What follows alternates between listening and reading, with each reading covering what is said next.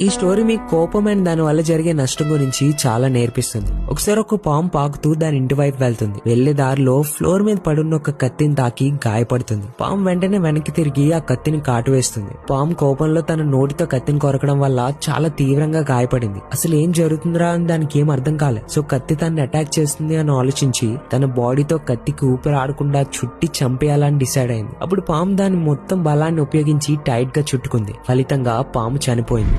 Moral: ఎప్పుడైతే మనం కోపంలో ఒకరి మీద రివెంజ్ తీసుకుంటామో, మనకు అన్యాయం చేసిన వాళ్ళకి మన నొప్పి తెలియాలనుకుంటామో, అప్పుడు ముఖ్యంగా బాధను కొని తెచ్చుకున్నట్టు అవుతుంది. లైఫ్ లో అప్పుడప్పుడు కొందరు చేసే ఇన్సల్ట్స్ ని పట్టించుకోకపోవడమే మంచిది. బికాస్ దాని యొక్క పరిణామాలు కోరుకోలేని విధంగా ఉంటాయి అండ్ వినాశనానికి దారి తీయొచ్చు. సో ప్లీజ్ మీ కోపాన్ని కంట్రోల్ చేసుకోండి అండ్ మిమ్మల్ని బాధ పెట్టిన వారిని క్షమించండి. వాళ్ళకి మీ మీద తిరగబడే అవకాశం ఇవ్వద్దు. ఫ్యూచర్ లో చాలా అవసరం వస్తుంది. వీడియోని సేవ్ చేసుకుని పేజ్ ని ఫాలో అవ్వండి. ఆల్రెడీ ఫాలో అయితే లైఫ్ లో ఎదగాలనుకునే